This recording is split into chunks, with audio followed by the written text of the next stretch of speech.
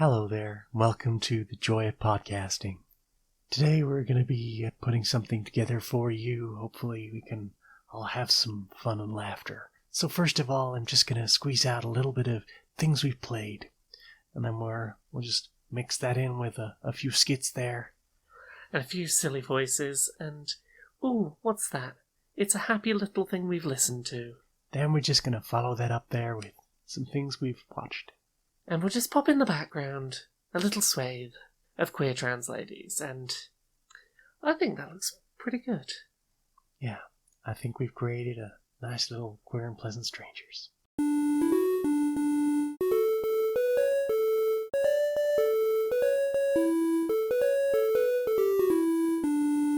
Greetings, strangers, queer and pleasant. I'm not Laura K. Dale. And I'm not Jane Aerith Magnet, and welcome to another episode of Queer and Pleasant Strangers.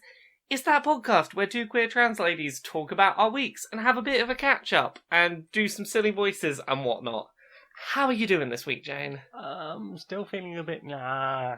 Yeah. I've got that almost a cold still lurking around. It's been threatening going, I could be a cold if I wanted. I will set you low at any moment, wench. What if I just became a cold? What about that? Well, you're not allowed. But what if? You're not allowed. I don't have the sick time. Indeed. But you've had a nice week though. You've been away a little bit. I went away. I went up to that there Yorkshire. Ooh, heck. Saw our Becky. Heck. And I came back. And yeah, I've been working some more on the game. People will probably be pleased to know. I've been working on game making, but for very different purposes. Mm-hmm. By the time you hear this, if you're listening the day it goes up, I will be on day 3 of trying to make a game in a game journalist and game devs swap places game jam. So I've been trying to go like, okay, how does Unity work? How to Unity? As I understand how to Unity is you buy a pre-made game off of the asset store, and then you just change the name of it. Pretty much. Do you reckon I can get away with that in this game jam? I don't think you should try and get away with it, but I think you could potentially. Here's what I'll say: it's good enough for Steam. With none of us having any prior game dev experience properly in Unity, and having 3 days to do the thing and not having any art skills, I suspect there's going to be a lot of using pre-made assets. But we'll use them creatively, and not just go, here is the demo level that I repackaged. Try and do something interesting with it. Laura K. butt game. Well, we'll have to see if that... We'll have to see if that fits with whatever the mysterious theme I've not been told yet is. Butts. I don't know how that's going to be relevant to Alzheimer's UK, who are Butts are always relevant. Perhaps. I don't know if Alzheimer's UK will see it that way. Remember this butt? If the theme is remember, brackets, some butts, then perhaps.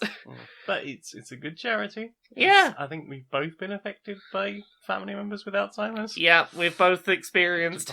We have it in the family. Right? Yeah, we both in the family have people who have had memory issues. Yes. And deteriorating brain stuff. And it's really painful to watch someone disappearing like that. Yep. So, a good charity. Indeed. So yeah, should we start with things we've played this week, as we usually do? Yeah, what have you played? What have I played? Yeah, tell us the thing you played. I'm going to start with the thing I'm excited to talk about. I stumbled upon a game that I didn't know existed before I played it, called Sayonara Wild Hearts. Is this the motorcycle? Yeah, I'll get to that in a second. Okay. So, I'd not heard a thing about this game, hadn't heard it existed, hadn't seen any trailers or anything. And I was doing the thing I do every morning where I just see, okay, what's popped up on the varying gaming sites, what should I be keeping an eye on? And, a couple of sites had posted reviews, and I didn't read the reviews, but they were 10 out of 10 fucking surprise hit of the year, and I was like, okay, let's look up a trailer. And it's a very fast-paced, very stylish, neon music rhythm game set to, femme vocal pop music. Ooh. The whole idea, the way it's described by the developers is that they wanted it to be an interactive pop album. Mm-hmm. And the general conceit, like, the narrative is a little bit open to interpretation, but it's basically... There's a bunch of goddesses up in the sky that are represented by the various arcana cards. You're sort of like the Fool, the Tower, your whatnot. And they have had a bunch of heartbreak has occurred to them at the same time as a woman on Earth has had a big heartbreak. And she has chosen to be the heroine to go save these heartbroken goddesses, and on that journey may or may not discover that she's a big old gay that just wants to smooch a bunch of space gays, and, you know... Hashtag relatable. Exactly, and her heartbreak is basically fixed by realising, oh, I want to smooch all these gays in space. And you do that by doing a bunch of, like... It's all non-stop moving levels. So you're sort of like, you might be skateboarding down a big hill, or you might be riding a big deer that's sort of like racing forward at full speed. And it's generally moving left to right is your basic thing. You avoid obstacles. You try and collect things that will get you bonus points. Sometimes you'll have extra stuff layered onto that, like you might get given a sword and you press a button to hit projectiles back, or you might get a bow and arrow, so you've got to use your analog stick to like highlight things to shoot them down before they get you. But it's all basically move left and right, and maybe one button. It's really forgiving, in the best kind of way. The game has ludicrously frequent checkpoints, and if you accidentally crash into something, you'll go back to basically, like, the last time that the beginning of a new bit of music started, so that, like, you might be 2 or 3 seconds back, try it again. Okay.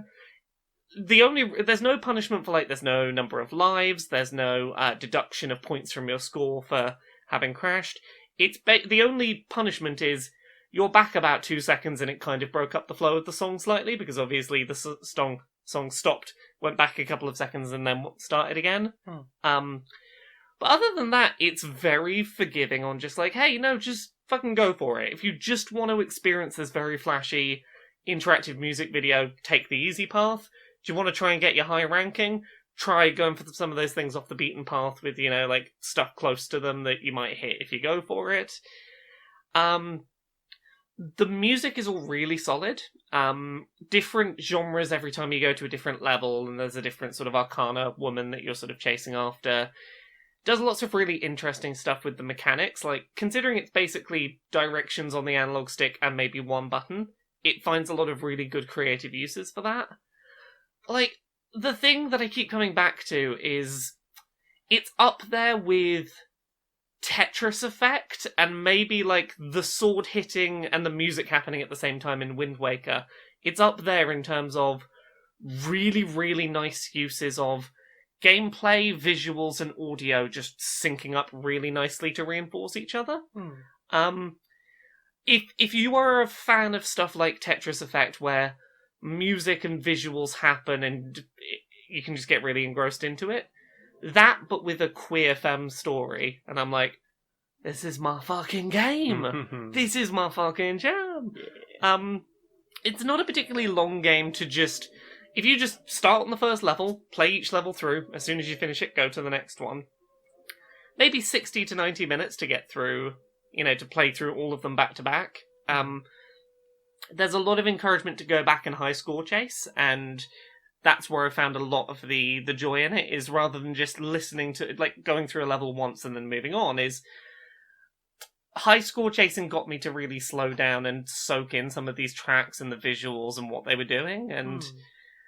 Yeah, it works really well, both as play it through for 60 to 90 minutes as an album, or I just want to enjoy this one track and its associated thing and really soak that in.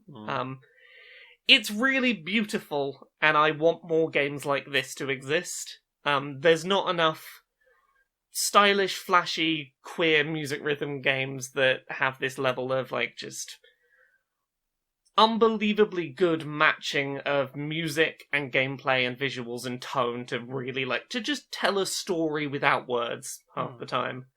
So, yeah, Sayonara Wild Hearts. Ooh, I fucking love that game. I feel like it's going to be a big Game of the Year contender for me this year. Gay of the year. Gay of the Year. What about you? What have you played this week? Not a lot. I had a go at the SNES on the Switch. Yeah. Finally. What have you been playing on SNES on the Switch? Mario World, because Mario World is the best. Mario World is great, right? I would probably have played some Zelda, but I have, within probably the last year, completed it about 9 different times. Yeah, I was gonna say, they put Zelda on the Switch a little late for you. Yeah. I feel like, and to be fair, like, now that I know that shuffle option exists, I will probably exclusively play that forever now. Oh, yeah. Because it's fun. It's nice to have a bit of change to it, and the fact that you can customize it a little bit. Yeah, but yeah, like Mario World, found the controls not super responsive with the Joy-Con. I might see about using your Oh, feel free to use the GameCube or the Pro controller. Yeah, were you using the analog stick to control? I started trying to use the analog stick, and I was just like, this is not working. Yeah, so I switched to the sort of a D-pad. The split D-pad that I suppose it is on there. Well, this is like, isn't quite try the right. Pro controller. It's got a proper D-pad, and I Yeah. think you might have a better time. I think so. But yeah, it's nice, but I don't know. There's something about Mario World that maybe looked a little bit better on a CRT screen when it was all a little bit fuzzy. Yeah. The built-in anti-aliasing that is yeah. CRT screen. Oh no, I accidentally picked up my drinks coaster. It got stuck to me glass. Oh no. That is often the way with the coaster though. Indeed it is. But did you play anything else on that SNES Not yet. collection? Because I got very into Mario World. That's I fair. love Mario World. How deep into it are you? I'm sort of coming to the end of Donut Plains. I've not played a huge amount, but very much enjoying it so far. Lovely. Although I just kind of wish that it was the GBA version. Yeah, Because I liked being able to track like which Yoshi coins I'd got. That added a whole extra thing to it. Yeah, that's the thing about doing these games like console by console is you're sometimes missing the best version of the game. Yeah. I think that's Other totally. people might disagree with me, but I particularly liked the GBA I very version. much understand your perspective. Yeah. What about you? You got any others? Yeah, I've got a couple of others. I've started playing Untitled Goose Game. Honk. Honk, honk, honk, honk. Honk. So, for anyone unaware of this, it's a little indie game where you play as a goose, and you basically just terrorize the villagers of a town. You have a to-do list of ways to terrorize them. How to be an arsehole. Yeah, it'll be stuff like get the farmer soaking wet. So you might want to steal something from the carrot patch, so he sort of heads over to the carrot patch and then turn on the sprinklers so he gets soaked with water. I think ultimately I was trying to steal a bunch of stuff from him so I could have a picnic by the water. And any time he would, catch me and take the thing I'd stolen and go to bring it back. Okay. There are 2 buttons you have to interact with the humans. There are honk and make your wings real big. So it's just like, right, wings real big, honk, honk, honk, honk, honk, honk, honk, honk. Just get very, very angry and up in the people's faces. Do angry goose.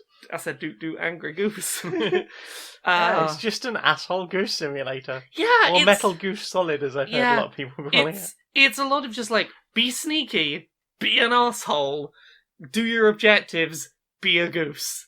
There was a kid that kept trying to kick me, so I shouted him. I stole his glasses. I shouted him into a phone booth. Sold all this. Made him buy all his stuff back. I stole his toy plane and put it back in the shop, so we had to buy it again. Yeah. I'm not super far into it. It's not the kind of game I want to sit and play through the whole thing in one big sitting, because it's sort of built. It's sort of sectioned off into zones. So there is the farmer, there is the shop and the kid. And each of them, honestly, is a little bit samey in its structure, and maybe that'll change as I get further in, but so far most of them have been steal this list of objects, get this person into this location. It's been a very similar structure so far, and I'm curious if there is any variation, but it's meant that I've tended to do, I'm going to do one zone and then stop for a bit, and I'll come back to it later, I'll do another zone. I'm slowly honking away at it. Honk. Honk. Honk, honk, honk, honk. And the VODs for that is available on your Twitch and your YouTube. Yes, Twitch and YouTube, Laura K. Buzz. You can see the VOD of me playing the first hour of Untitled Goose Game. Thank you for promoting me. Well, I watched them on Saturday and enjoyed them. Heck. What about you? Have you played anything else? I've been playing some more of that Deadly Premonition, which hasn't got any less wacky. Yeah. So yeah, like I feel like a lot happened in I think what was technically the first 4 days for me for chapter 1. Yeah. Like a lot went on there. Like I had 2 instances of going to the other world, and I had people going on. I had a crime scene to investigate. My chapter 2 has started pretty much with, okay, well you've got to go and do this thing in the morning, and then you've pretty much got nothing to do until 9 o'clock at night. You could smoke some cigarettes and kill some time that way, or you could just go and see what do. Yeah. So I've just driven around doing side missions. Finding body parts that are, like, totally nothing to do with the murder you're investigating. Well, as far as I'm aware. I mean, we know where the body is for that. So, yeah. But I have got 6 pieces of a skeleton I don't know what to do with. I can't find any more, so I don't know if I'm just not finding the person I need to give them to. Maybe I should That's the point. Maybe I should go to the hospital and give them to the thing. Saying it out loud has helped once again. Yeah, I'll give them to the coroner, see what he do. Yeah, it's one of those games that it makes so little sense. Sometimes you have to just talk it through. Yeah, I've got a part-time job in the store, even though I'm an FBI agent pushing boxes Getting around. like $600 a day for your job, but they're like, yeah, I I'll want to get push boxes around our stockroom in a puzzle kind of way. Okay. Here's a discount card. Thanks. That game is so strange. It is. I'm constantly baffled by the use of music in that game. I'm confused by how Gina's spit is magic and can fix your car. Because initially I was like, well, I mean, like, there's a shaving thing and there's a changing my clothes thing, so I guess cleaning the car is probably a part of that. I didn't notice initially that Gina going on the car and then wiping it with a sponge was fixing all the damage I'd done by driving down narrow country lanes. You've got your strange friend with her pot that's getting cold. Yeah, Sigourney, Roman Sigourney. Sigourney. Who is basically like a slightly more aggressive version of the log lady from Twin Peaks. Yeah, this is the pot lady. Yeah, I've driven all the way around town. I think I've refilled on fuel like 4 times in the same day. Yeah. I was annoyed to find that coasting downhill uses up fuel. Yeah. Because I was just like, yeah, I've got 40% fuel. That'll be enough to get way out of town and back again. Right. I coasted into that petrol station with like 3% fuel left. Come on. I've collected a load of cards. I've met some other characters, and I've got to meet. I still haven't met this person at 9 o'clock because I've had so much to do. I've epically failed at driving around town at high speed to do one of those challenges. Although my driving's got better. It's improving. I'm finding it much easier to drive now I know how. You've adjusted to the bad driving. I have adjusted to the bad driving, but like I'm writing. I wouldn't even call it a review, more like a thesis about this game. It's the kind of game that like it's best served not by trying to review it, but like, I'm just going to do, like, a diary, like, chronicling my experience. Here are some thoughts, and here's what I think that means, and why it is the way it is. Half the time when I try and talk about that game, I feel like a 14-year-old in school trying to analyse, like, Frankenstein in an English class or something, where it's like, the curtains were blue to symbolise depression. Yeah, and I really do feel like there is a lot of that, like, the music goes too loud because York doesn't give a fuck about the person he's having the conversation with.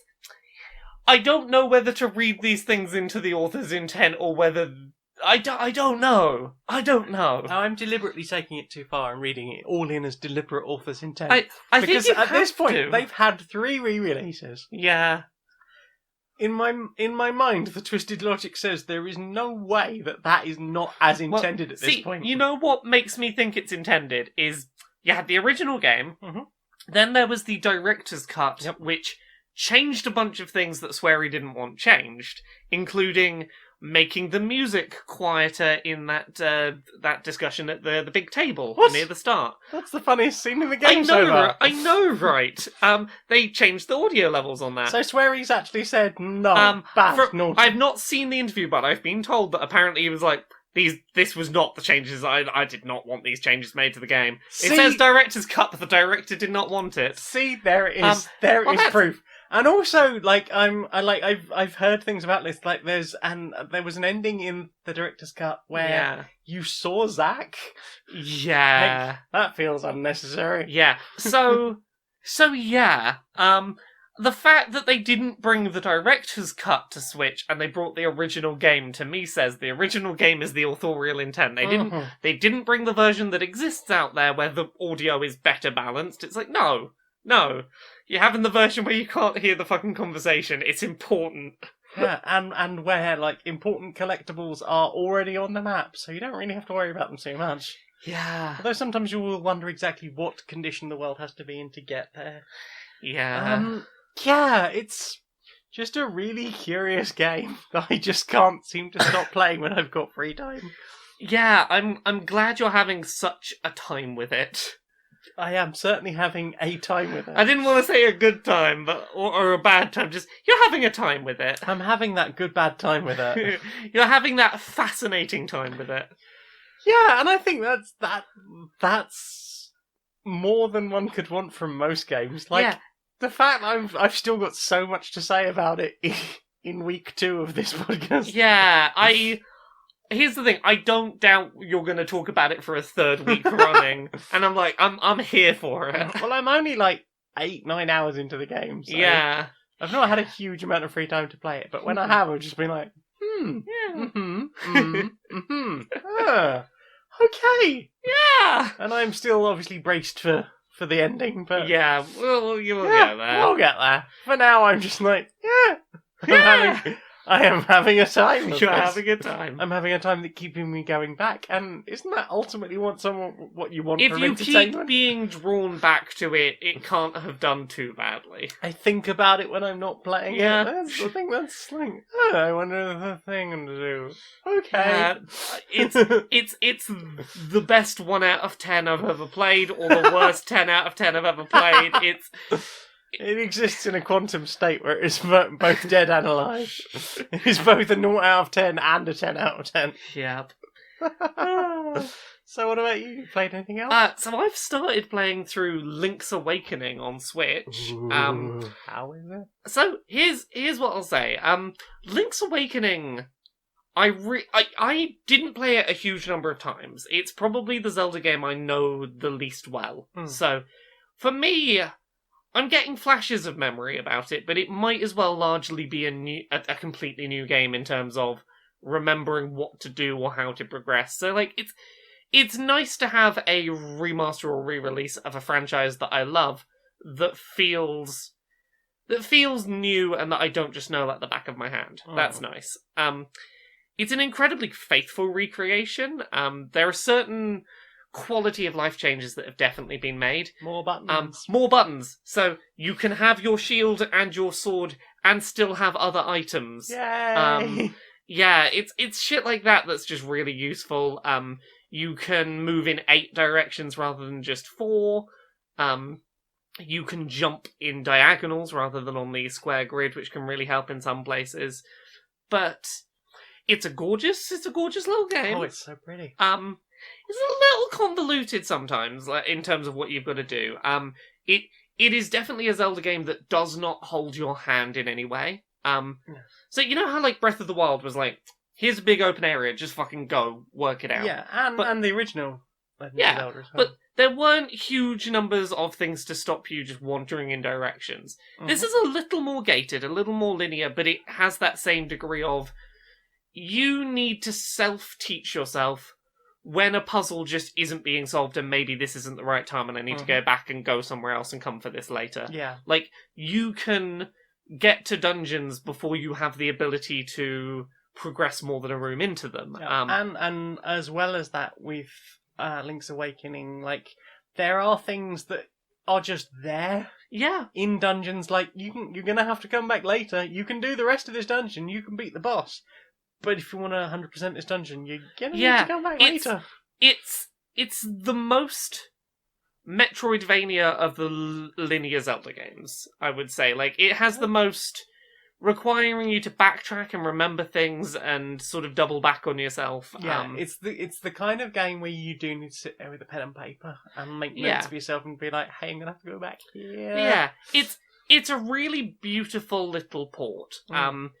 It feels a bit aged. Like, you can, as beautiful as it is, and the number of quality of life things they've done, you can tell this is from that sort of Capcom era, top-down Game Boy Zelda era.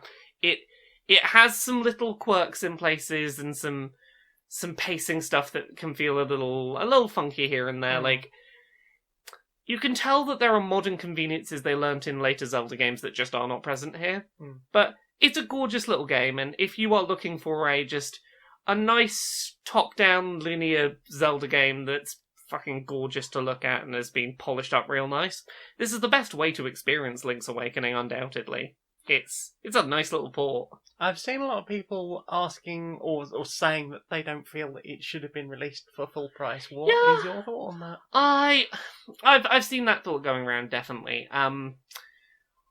I am of the opinion that I think a lot of people who are saying that are people who know Link's Awakening inside out. Yeah. And that obviously this isn't everyone, and I'm generalizing a little bit, but a lot of people who are saying I don't think this should be a full price release are people who know this game inside out, and if you do, you can probably plow through it in an evening. Like, if you know exactly where to go, exactly when, don't have to do any of the exploring, you've got it memorized. It's a real short game that, I can understand why you'd feel like it's not necessarily worth that full price. For someone like me that doesn't remember that game well enough to speed through it and is having to take the time to explore and to do what I think this game was always intended to, which is really spend time soaking in this small but intricate little space, I think it's totally worth it for if you've never played this game or if you don't fucking remember what to do. There's definitely enough in here to justify it. But, like, I understand that criticism. It doesn't feel like a budget release. Have you had a chance to try any of the Dungeon Maker stuff yet? I found the Dungeon Maker section. I've not really unlocked enough dungeon pieces to make it worth messing around with yet, so I'm going to come back to that probably for next week. Here's the honest thought. I started playing that game, and then I put it down and went back to Sayonara Wild Hearts. I'm like, I fucking love the Zelda games. My favourite fucking series of games, but Sayonara Wild Hearts is beating out Link's Awakening right now. I think Link's Awakening, like the Capcom Zelda games, has that problem for me where I was like, it's a Zelda game, I really want to play this, I'm going to get really into it. And I'll sit down and I'll play it maybe 2 or 3 sessions, and then I'll just forget it exists, which is really shit. Yeah, but, like, it's not because the game is... No. So, you know what I think that is for me? Part of the issue for me with Link's Awakening is, and again, this was the same with the Capcom ones, I will hit roadblocks where the solution... The signpost, there isn't clear signposting to what the solution is, and I'll wander around a while and I won't stumble upon the right bit of backtracking to jog my mind and go, oh yeah, this is what to do. And I'll jump in and out once or twice on the same puzzle and be like, I can't fucking work it out. And then I'll just forget to come back to it. Like, some of those walls in progression will hamper my momentum enough that I forget to come back. Yeah. And that's, as much a criticism on me as it is the game, that, like, I hit these walls and go, I can't fucking work it out, and I just forget to come back to it. But I've started Link's Awakening like 7 or 8 times. I don't think I've ever got further than about the 3rd or 4th dungeon. Yeah. You know what might be really nice is if we just, if I stop my playthrough and wait until we've got a free weekend, if we play it through together, and if we get stuck, we'll look up a walkthrough. We'll just, if we get stuck and we're like, maybe we'll put it down for today, and be like, it's fine, we'll just look at what the next thing is. Yeah. And we'll make it a journey together, perhaps. Yay. And together we might have it in us. Heck. Because it'd be really nice to finish that game together. I want to wake up the Lionfish. Yeah. Should we make that our next Zelda game we play together, handing the controller on and off? Okay, let's do that with one of our free October weekends, maybe. Well, if I get a code, we could both play it together. Indeed. At the same time. I have requested. We'll see if we get that second code. Seconds. Yeah, have you played anything else this week? That is all the things I played. Let me double check. I feel like I played one other thing. But I'm pulling up the chat because my app has decided to be like, no, I'm closing the app. I'm not saying anything. Man of Medan. I went back and replayed that. I saw... This is like my 4th or 5th playthrough of that game. I saw a completely new scene I have never seen before. That was a good 15-20 minute long scene where 2 characters were trying to get a ladder, and then one of them is trapped in a room where water is rising, and I had serious Not Penny's Boats flashbacks. And we had to make a split-second decision between destroy this thing or destroy that thing to try and get out. And we made the wrong choice and the character died. Oh no. Totally different set of characters got out alive at the end this time. Oh heck. I am consistently surprised by the things I'm seeing that I hadn't seen previously. I'm getting a better understanding of how certain scenes are or are not triggered, and that's really interesting. Starting to get a better idea of the spider's web. But yeah, I continue to really enjoy that, and it's a short enough game to play through. Like, friends around, we'll play and finish a co-op game together, and that's really nice. Yeah. Oh, I did play one other thing before we move on quickly. I played that KFC dating sim. I love Colonel Sanders. Do you love Colonel Sanders? No. No. I love a good dating sim, and like, here's the thing. This KFC dating sim, it's an official thing made by KFC, and it fucking does not understand what makes quirky dating sims interesting. So, you know how there are dating sims like Coming Out on Top, where you can end up dating a fish, or Hatoful Boyfriend, the pigeon dating sim? Yeah, there are weird dating sims like this that exist, and I think the lesson that the KFC dating sim has learned from those is, haha, wacky premise means it's funny. So it throws in a bunch of stuff that is silly for silly's sake, like, your dog at culinary school is a teacher! Ooh, semester's only 3 days long, oh, isn't that wacky? Without understanding what makes those weird dating sims work, which is that, for something like Hatoful Boyfriend, the pigeon dating sim, yeah, it's a weird premise, but it really commits to it. It gives you a lot of choices, and it goes, hey, we're just going to take it for granted that you're going to date a pigeon. With that in mind, let's put some real heart into it. Let's put some thought. Let's put something with feeling into this wacky premise. That's what the KFC dating sim is missing. You do not have options of who to date. You are going to date Colonel Sanders. The second he shows up, he is the only character that you describe as handsome. He is the attractive character. And basically, to woo Colonel Sanders, all you do is say the answers to questions that are complimentary towards chicken. If you say the answer that makes it sound like you like fried chicken, he will like you. And then eventually you make a weird fried chicken dinner together, and it's just, it has no heart to it. It is, it was clearly not made by people who actually play and enjoy dating sims. It's someone went, weird dating sims are fun. We could make one of those to sell chicken. And the whole thing is, it doesn't want you. It tells you you're trying to romance Colonel Sanders, but it wants you to love chicken. It wants you to love fried chicken. And it's not good. It is tacky corporate advertising that does not understand the thing it's trying to be a parody of, or to be itself. Like, yikes. Yeah, so that's not good. Anyway, time for this. Yes.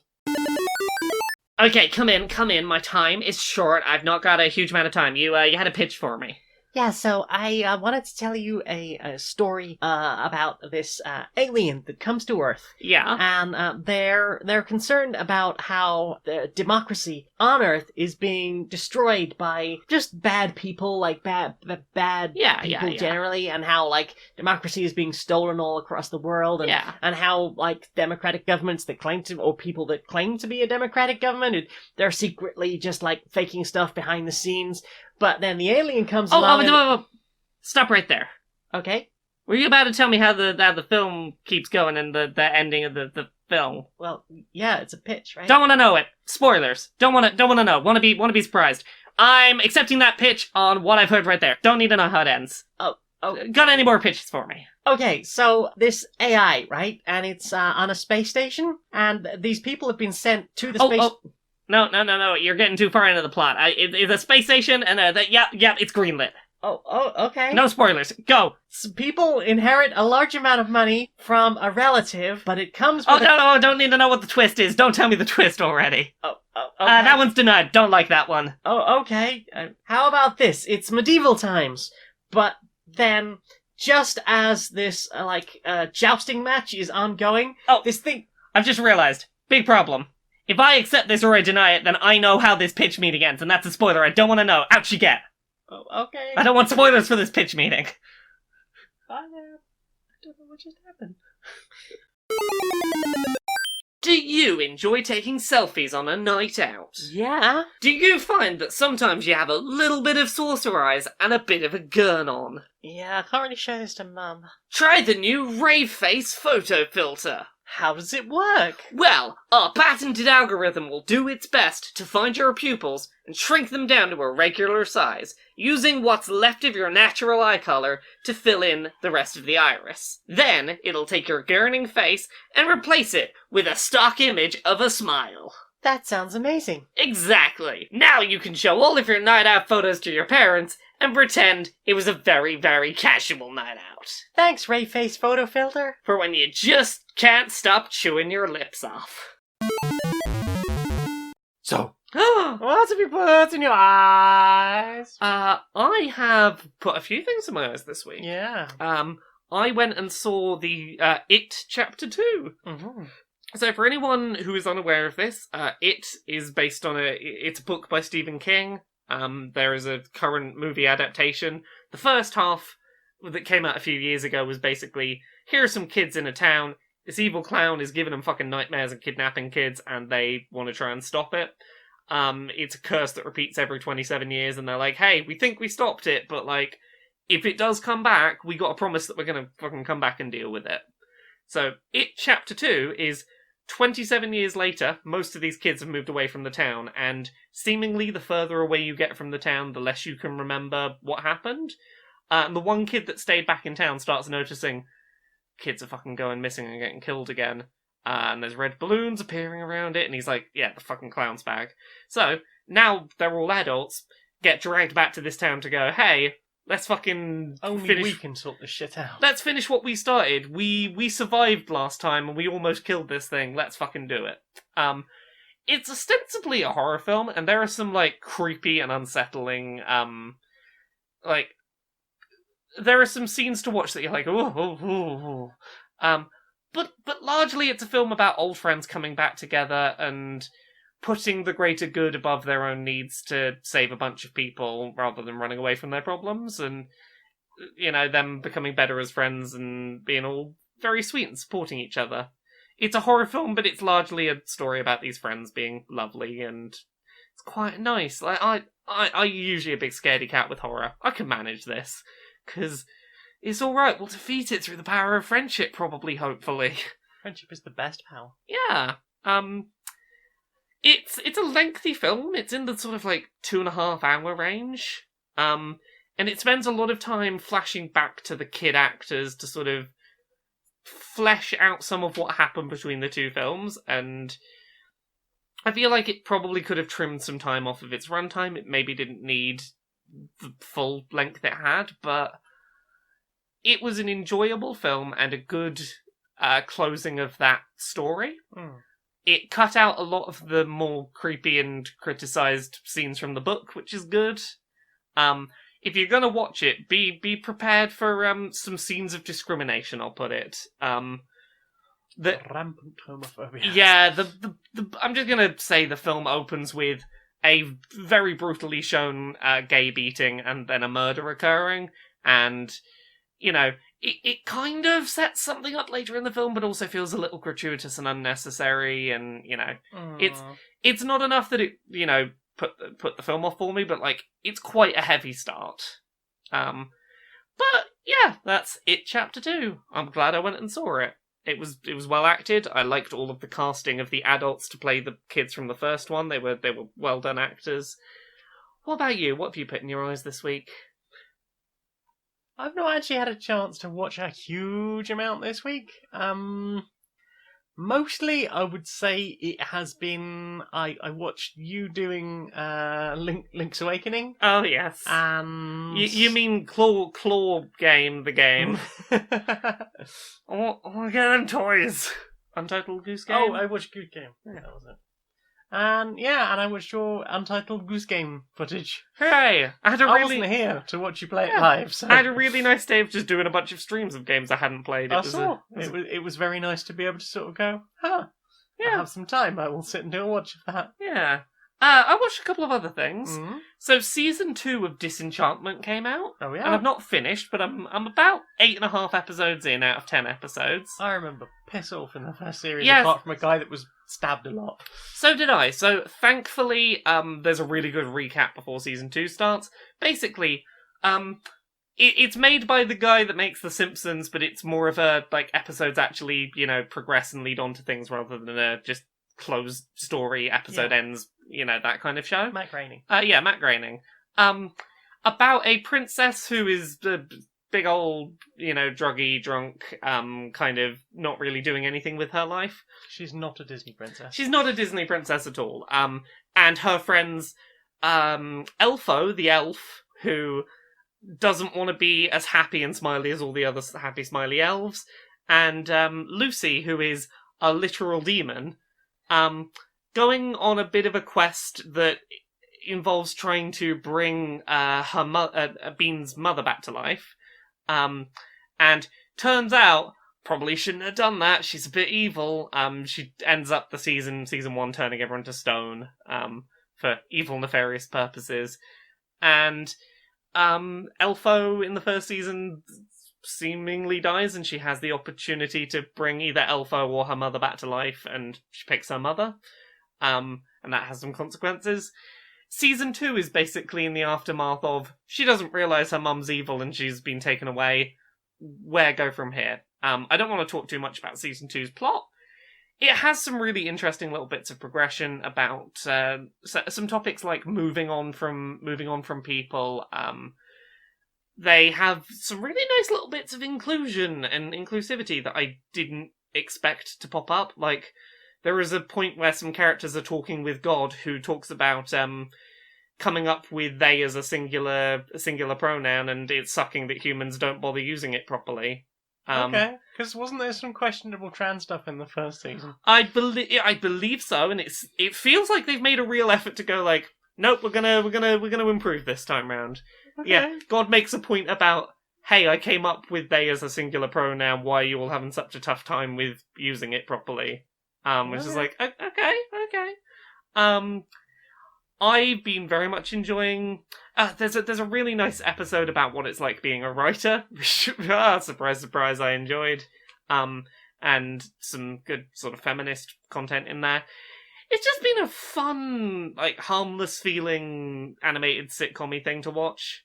Like, it's a bit rude, but it's never rude at the expense of people. Which has been really pleasant. I'm enjoying season 2. If you're gonna watch season 2, there is a character called Jerry who I love him, and I just want everything to be good and okay for him. Jerry. So yeah, I've got like an episode and a half left of that, so it could turn out to be a bigoted piece of shit for its last 30 minutes. Who knows? But I'm enjoying it so far. Yay! Anything else?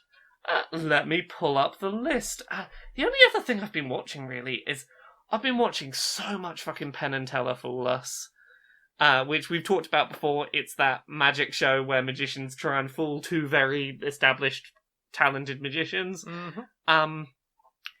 Politics is awful, but the show is not really about them so much as it is, let's watch people do good magics. It's let's watch people do good magic and then see if they can figure out how it was done.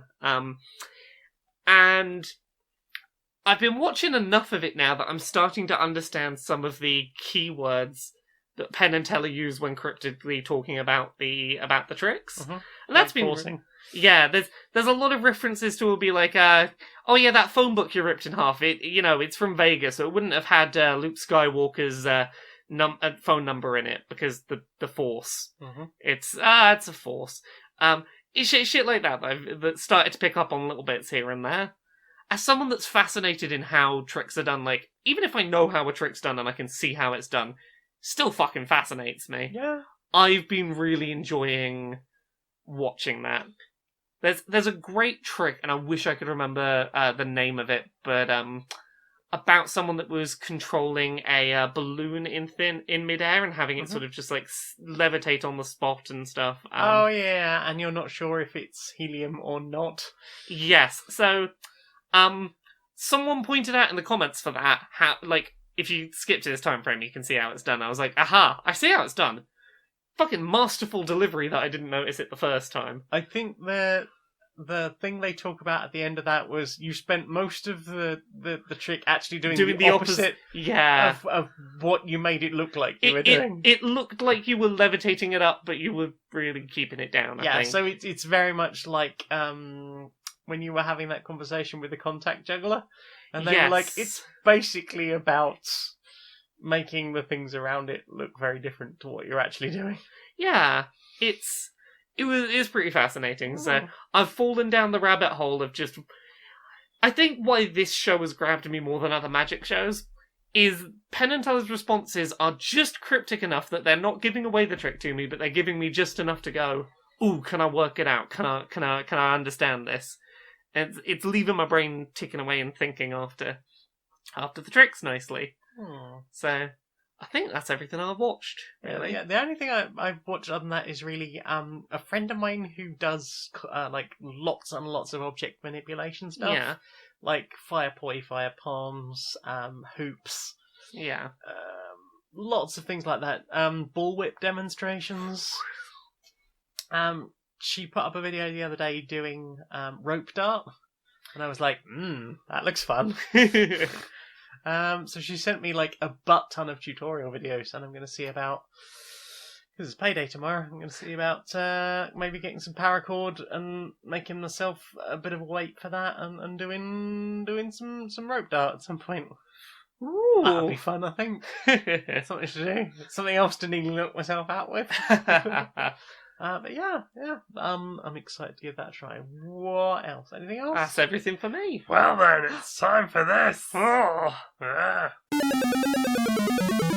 Hello, we've got a new sponsor. Who's our new sponsor? This week's sponsor is Agave. Agave? You know, said enemies know me, I go blame. Sorry, I couldn't resist. Tell me about Agave. What is that? Agave is a plug-in for your browser. Oh. So, do you want to save, like, money? Do you buy things online? Yeah. Okay, well, imagine that you were buying a toaster. Yeah. And imagine you got to the checkout and you saw the box and it was like, promo code, and you were like, I don't have one, but I wonder if I could find one. Yeah, you do the thing where you Google search. You Google search, and then you do the thing, and you put the code in, and it doesn't work. And then you go to another site, and you do that, and it still doesn't work. And then you do it again and again, and eventually you just give up.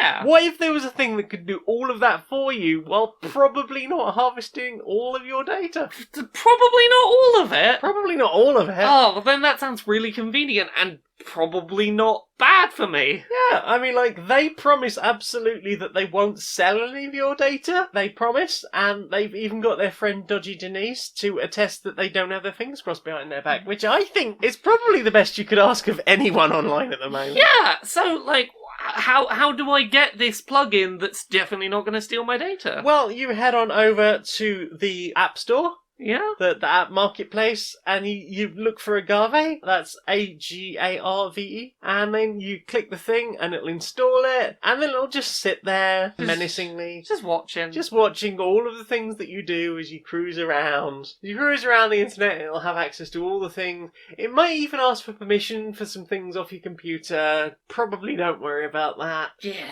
I mean, it's probably fine. Probably. I mean, they've said it's fine. So, I mean, maybe it's fine. You know, maybe you trust them. And then, like, you get 5% off a toaster, maybe. There's no guarantee that there will still be good code, but they will check, like, a lot of codes for you. Or at least there's a progress bar, so they might be checking a lot of codes for you. It's probably doing something or other. Anyway, I hear some people who are friends with Agave have saved money on the thing. So there you go. That's Agave. Just head over to the Get That, and that's Agave. You can get that. Probably. You can get it. Yeah. It probably exists. Inside the boardroom of Electronic Active Softworks. Hi. How's all of the business been going this week? I mean, we've done an awful lot of business. Business. I mean, we've had that whole thing. We've been stringing people along for like nearly a decade now about remaking that beloved game. Oh, yeah. So the one that, remember when people used to really love our stuff? We made that game. The one that we've had up our sleeve for, like, if they stop liking us, we'll remake that thing that they liked. Yeah.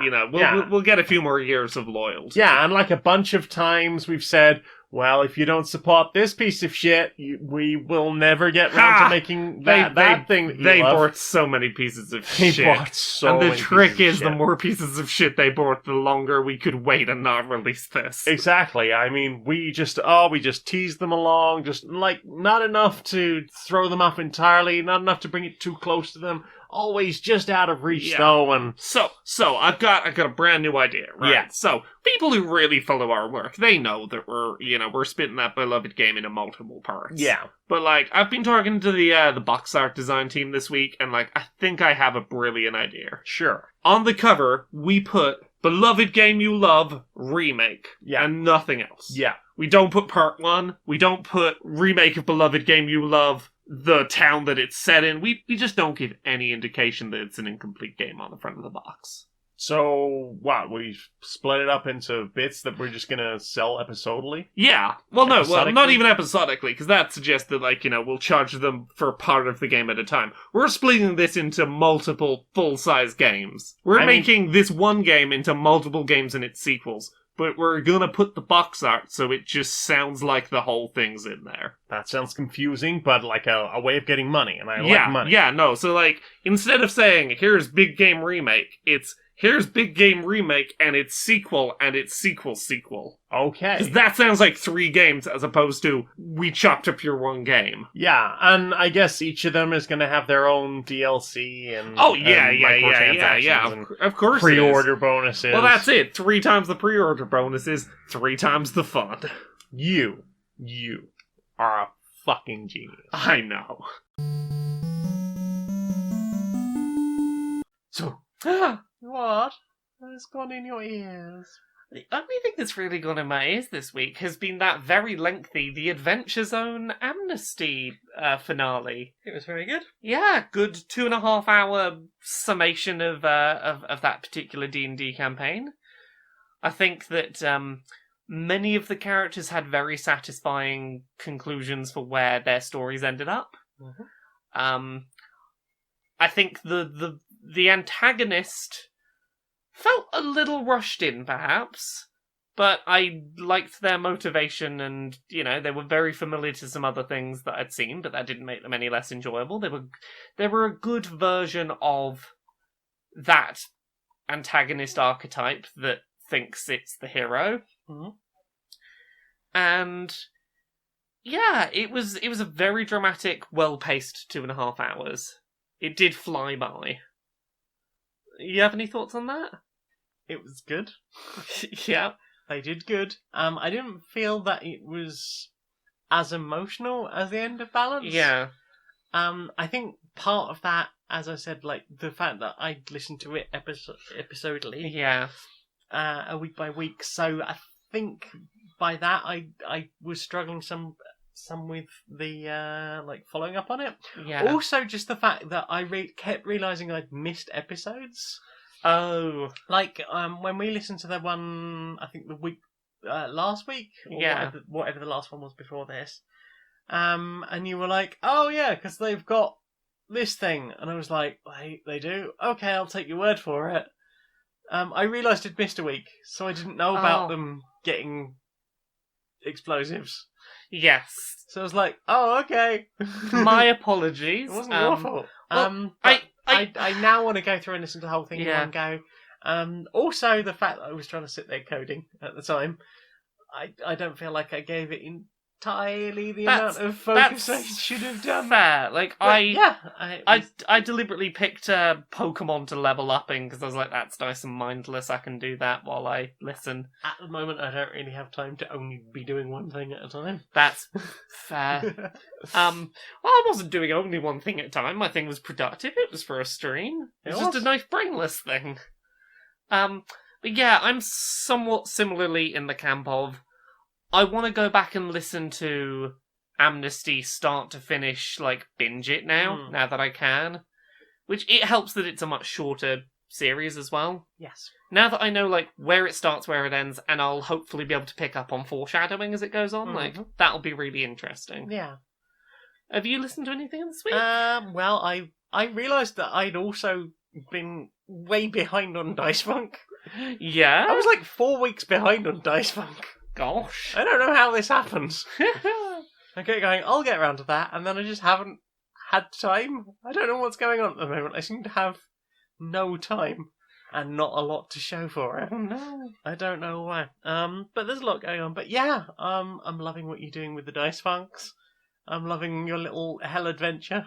and just the character interactions and like the level of power all of you have this season. It's been really nice starting. What did we start at? Like level 9? I think at this recording, the episode that will go up the same day as this, I think we just leveled up to level 11. Wow. So I got a level 6 spell slot. Wow. That's a fucking, like, they only go up to what, like to 9? I don't know. 9, I've never played to that level. I want to find out. It'll say on my character sheet in a sec, but I don't think I've ever played D&D above level 3 or 4. Yeah, it's fun getting to play with like the top level shit. Yeah. Yeah. Spells go up to level 9, so there's only 3 levels of spell I can't use. So like, I picked up for level 6 Mass Suggestion. Is that good? You can basically, I think it's like up to 12 people that as long as you can phrase it in a way that sounds believable, you can mentally put an idea in their head and they will follow it. Oh, heck. So it is, it's not a command, but like equally they won't realise they've been tricked. You'll just put the idea in their head and they'll go, oh, I guess. You look tired. Yeah, exactly. Like, if you can find a convincing way to argue it, they'll follow the suggestion. Mm-hmm. So that's going to be fun. I'm very excited. If you listen to anything else, We've listened to something else.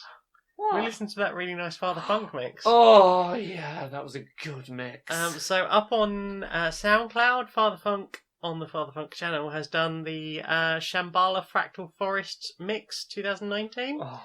And it's their set from Shambhala in the Fractal Forest stage. It's an hour-long mix of funk, drum and bass. It's got some really nice rock bits in it. Yeah, good. Like there was Last Resort in there at one point. Yeah. There's a bit of Eminem dropped in there. Yeah, it's an eclectic mix. I think again it's another case of a producer that really likes music as a whole rather than I really like a genre. Yes. I lay down with a good pair of noise-cancelling headphones in the dark and just listen to it. And it was fucking good. I'm glad you enjoyed it. Yeah. Because we first encountered Father Funk at one of those nights that we go to on the regular. And we were in the drum and bass room, which is not a room we usually spend a lot of time because it's usually super busy. Yeah. And they played the Shake a Tail Feather drum and bass mix. And the whole room went freaking nuts. And it was brilliant. It's great use of tracks that everyone knows in a sort of genre mashup that they may not have expected. Yeah. And lively and fun. Oh, it's so good. I also like Father Funk's version of Gay Bar. Oh, yeah. I mean, I like Gay Bar anyway, but... You!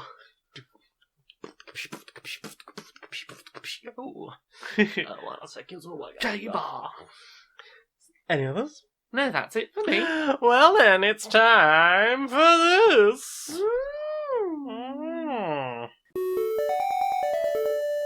Hi there, are you tired of small portions that don't satisfy? I eat a whole plate of food and I'm just still hungry. I just want more food. Do you hate when you go into a restaurant and you're like, I want the dumplings, and they'll give you like 6 pissy little dumplings, and you'll be like, yeah, but I could eat totally a whole plate of those. I'm pretty sure I could eat a whole plate of them. How would you like a pasty the size of your head? That sounds amazing. Or a gyoza the size of your head? That sounds amazing. Or a pizza that you could eat the middle out of and wears a poncho? That sounds fantastic, and like a reasonable amount of food I would eat. How about a mozzarella stick the length and width of your leg? Finally, my legs won't be hollow anymore. Or a Pop-Tart that you could use as a raft for a family of 4. Fantastic, when I have to escape after my meal. Don't worry, Leo, there is room on the side of this Pop-Tart. Just come on down to bigger than your belly, and you'll realize that you aren't as hungry as you thought you were. I'm 3 slices into that pizza and I'm regretting my choices. Don't worry, we got doggy bags. You'll be eating this shit for weeks. Come on down to the Giant Food Restaurant, just up Highway 9. Do you suffer with anxiety? Yeah? Are you concerned by what other people think about you? Mm-hmm. Do you find that sometimes someone will say or do something nice to you and you just don't quite know how to deal with it? Is this a trap? Are they trying to make it so I owe them something later? Is this some kind of thing where I'm supposed to do something bad for that? Did I forget about some kind of important date? I just don't know what's up. It's okay. With Parashore, we can help you out. It's a service to reassure people. It's a service to reassure anxious people, to let them know that it's okay when someone is unexpectedly nice to them. Some people are just nice. It's not a trap. It's not a trap. Just accept the compliment. You deserve it. Okay, be sure. We reassure. We Parashore. Questions, stuff questions. What's the question? Rob Shothoff would like to know, can you please pitch me some ideas for interesting NPCs for my D&D group? I've always liked, and this is the one that was used as a character in a campaign that I've always just really liked the idea of, and would probably still make a fun NPC, is an orc or a troll rogue that puts all their points into intimidation and just shouts their way into, God no seed, Borf, and scares them into going, nope, don't see you. It's the sort of thing you hear about from people that play tabletop Dungeons and Dragons as opposed to podcast Dungeons and Dragons. Yeah. You'll get one person who's weirdly min-maxing their character in a really odd way. Yeah. And I wouldn't mind trying some stuff like that. Yeah. Some stuff like that. So, all ridiculous puns, like the centaur for disease control. I think that's what talks about. A cleric who is a centaur. I think the best advice I would give, rather than pitching specific things, is take 2 things that wouldn't normally mesh and think about how can I make them mesh. Maybe have a dwarven barbarian or something, and be like, how do I make these things that don't seem traditionally paired together work? What backstory could make those mesh? That's a good route to coming up with characters that aren't gonna feel... They're gonna feel memorable. The one I like doing, or the one that I keep doing for polyamory, and this is why I'm not going to give you any suggestions, because I'm probably going to use them myself. Polyamory Season 2 coming soon. Is just things that exist now, and trying to put them in a weird fantasy setting. Yeah. So just any character like that. Or just what's your medieval version of a computer hacker? Yeah. Perfect. Yeah. Take a thing that exists in one time period and try and put it in a different one. Yeah, so I guess for a computer hacker it could be somebody who's very a gnome inventor or someone who's very good with devices, so you've got all your detect traps and things like that. It's just I'm hacking into the bear trap. Yeah. That sort of thing. There you go, there's our tips for NPC creation. Lucian Evans would like to know, what movie do you think a remake would improve? Resident Evil Revelation 3D. Completely remake it. Because the idea of remaking Silent Hill 3, or making Silent Hill 3 as a movie, brilliant idea! But the way they made that movie, very, very bad. Yeah, that's totally fair. I think part of me, my brain has gone to films that I enjoy that have shitty actors in them that I want remade just so that I can recommend them without qualifiers. Mm-hmm. So, like, what was that one that had Kevin Spacey in it where you're not sure if he's an alien or not? K-Pax. Yeah. Give us a good remake of K-Pax with no Kevin Spacey. And the rest of the K-Pax books. Give me a new animated Hercules that all it does is it replaces the voice of... Hades. Yes, I forget what the guy's name is. Exactly. James Woods. Oh. Yes. I thought we were just going to make him so irrelevant. I apologise. But yeah, that's my suggestion is any film with like a shitty person in it, remake it so that they don't get any of the money anymore. Mm-hmm. Now there's real cancel culture. No, we're not like, we've not deleted their films. Their films still exist. It's just no one's going to watch them because we've remade them better without you bastard. Yeah. Tricky. This one is in fact going to be tricky. Name something you wouldn't put ketchup on. Okay. Nothing dairy based. Okay. Yeah, doesn't go well with dairy. No. No. Nothing on the like dessert spectrum. Like, not like nothing cakey, nothing that's just sugar, like fruity sugary. Okay. It's mainly that spectrum that I'd be like, no. Because you're saying that, and I'm immediately remembering the time I put roast beef and ketchup in pancakes. Well, that's fine, because, pancakes can be made somewhat savoury. They're not, they're not a fruity, a just sugary fruit flavour. But, just fat. Yeah, I'm like, pancakes and roast beef and ketchup? Yeah, I'd go for that. Okay. Things I wouldn't put ketchup on, lots of things. I'm not as big a fan of ketchup. I mean, I like ketchup. I like ketchup on a fish finger sandwich. Oh, yeah. And that's pretty much it. I don't really... chips occasionally, but I'd much rather have garlic mayo. Honestly, most savoury things I'll have ketchup on. I'll have ketchup on most savoury stuff. You'll have ketchup on toast. Yeah, and I'm unashamed of that. Nor should you be ashamed. Toast with 2 bits of toast with some ketchup between. Done. Enjoy what you like. It's not for me, and that's fine, but I'm more than willing to make you a ketchup sandwich. And have done.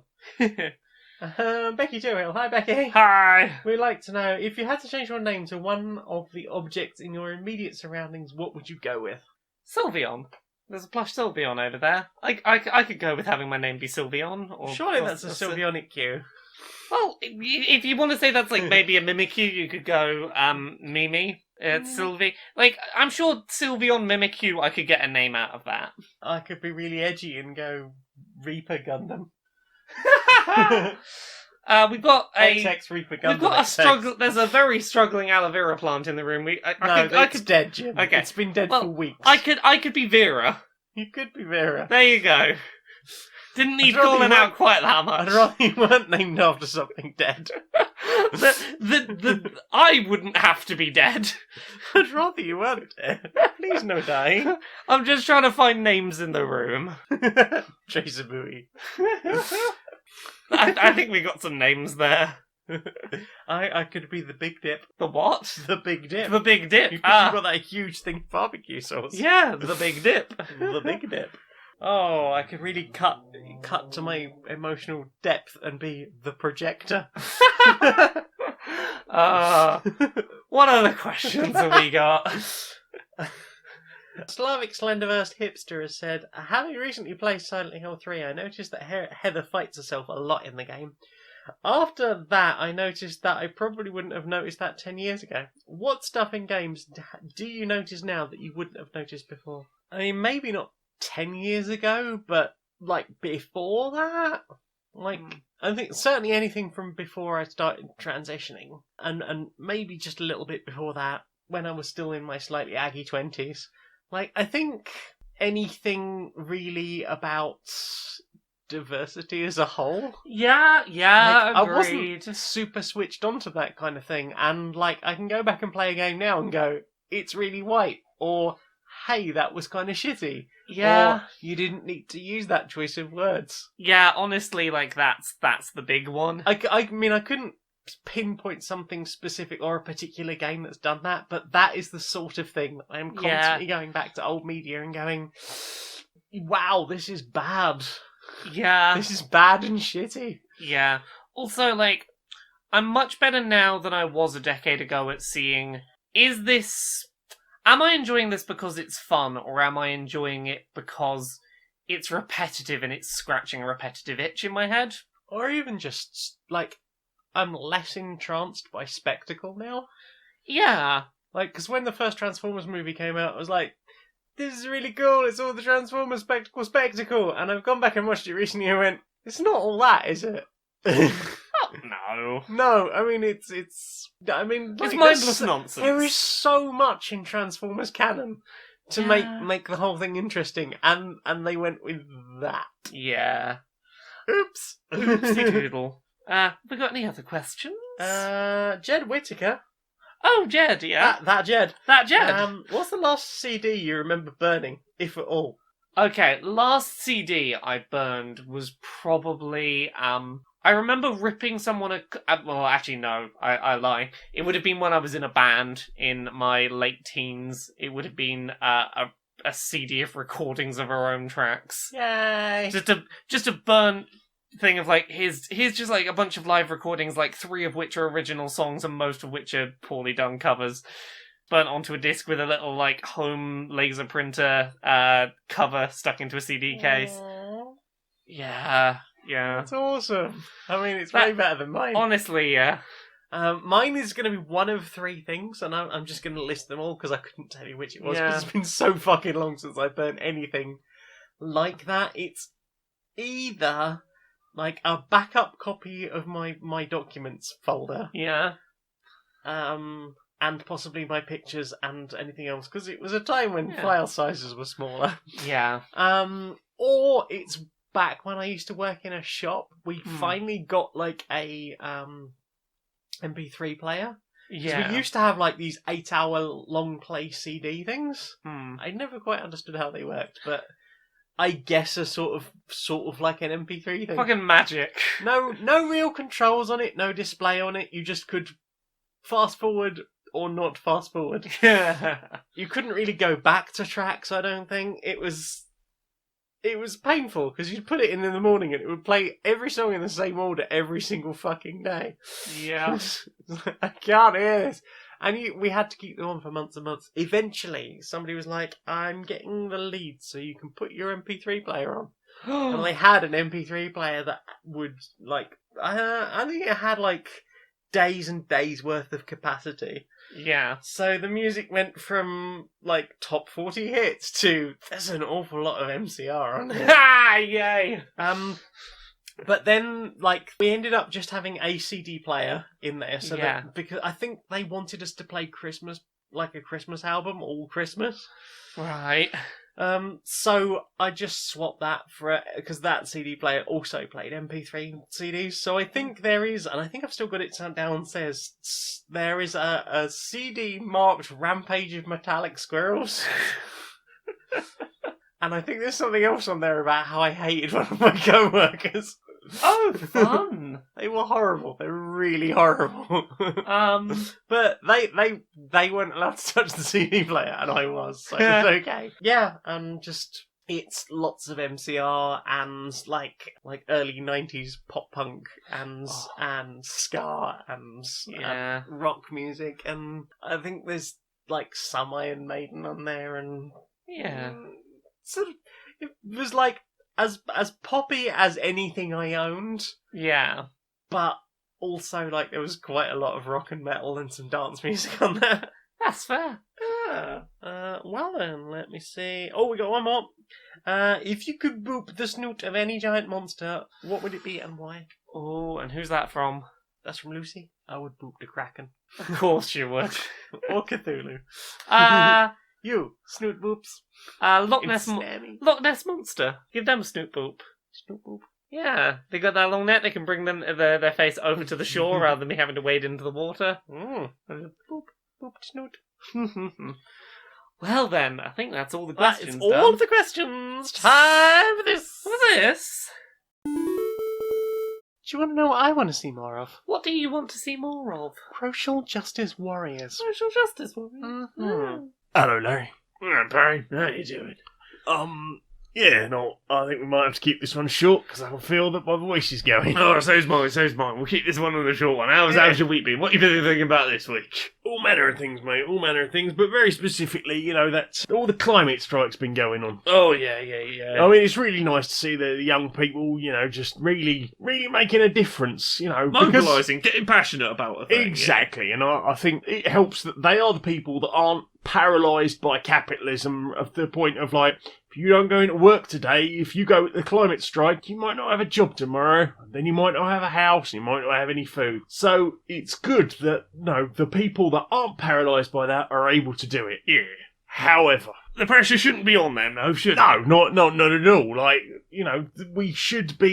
adults should be able to go out and do the thing and go, hey, we're protesting for climate change. We all live on this planet. Why have we put the responsibility in the hands of the children? Well, even so, there's people who've got the time and ability to focus on that topic who are not doing so. Like, there was that climate summit where you had various kids there, protesting, going, hey, you're fucking the planet up, and you need to take action. And there's world leaders sort of twiddling their thumbs going, well, it's a very nice speech, but corporate interests, blah, blah, blah.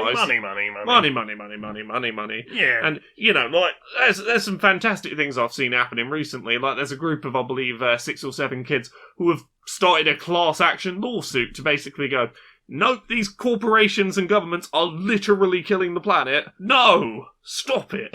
No, it's amazing work that they're doing, and I'm so far, right... I was going to say so far behind them. I am right behind them, directly behind them on this. On this expert. You are right behind them so much. Yeah, absolutely. But it is terrifying that we live in a world where the weight of that responsibility has fallen on children. Exactly. The fact that it is children leading the march. I'm glad that we have children who are engaged and political and switched on and.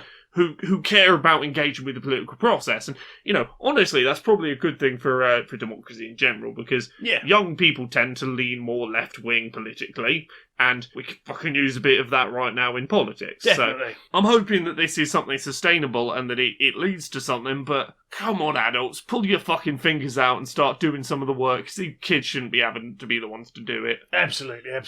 Oh, shall we... Are you up for a hug, mate? Yeah, I could do with that. Sorry. Oh.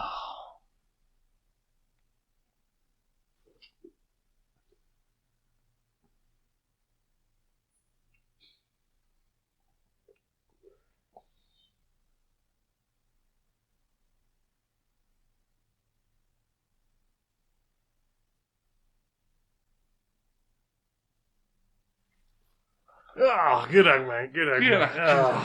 Shall I put the kettle on? Yeah, have that cup of tea. Nice. Laura! Me? Yeah, you. What about me? Where can we find your wonderful creations upon the internet? You can find me at Laura K. Buzz in most of the places. Laura K. Buzz on Twitter, Twitch, YouTube, Patreon, that's the one that pays the bills. You can find me... you can find my book, Uncomfortable Labels. It's out now. You can get the audiobook at laurakbuzzstore.com. That's very good. There is Dice Funk. It's a Dungeons & Dragons podcast. There is Podquisition, which is 5 years old now and is rotating a host. So that's a whole thing. We're doing our final episode. We'll be up by now with the original cast. I've got a book called Things I Learned from Mario's Butt, which is up for backing on Unbound, and that'll be out very, very soon. We have finished the words, finished the art. It's happening. Bye. I think that is the bulk of it. Pixel Squirt. It's a show where me and the Geek Remix YouTube ladies review pornography for video games together. So check out all of those things. And also, a few days after this, you'll be able to check out my coverage of doing a game jam as a developer, not as a journalist. That'll be interesting. 3 days of trying to make a game, and then make a big documentary out of it. What about you? Me, I'm Maniac Janiac on Twitter and YouTube. I'm Stoned Monkey Radio most of the other places. So SoundCloud, stonedmonkeyradio.blog, where I write things. My Patreon is Stoned Monkey Radio. And I would like to thank all my Patreons. That's Cassiopeia Swift. Thank you, a huge thank you to Jaden. Thank you to X4, Anna Smudge, Persephone, Tortilla, Marty Clemens, Ramesses Liam, Spooky Scary Sean Gurney, Larry Yellingman, J. Logan, Conduit of Queerness, Mage of Life, Tales of Inquiry, awesome name, Robin Anton, Jürgen Indie Monster Wayne McFurder, Conduit of Name Butchering. Thank you to Kelladry, was too busy stroking her cat Mitzi to think of a credits name because, you know, cat stroking is vitally important. Thank you to Robbeard Harding, and Basin is back. They're all lovely people who do their support, and I very much appreciate them. If you want to do that, you can do it, as I said, at Stoned Monkey Radio, or if you just want to send me some one-off cash, there is paypal.me/JaneMagnet. Yeah, so thank you everyone who does the supports of me. I appreciate it very much. Laura? Nay. Will you sing us out, my love? Until next time, be a stranger.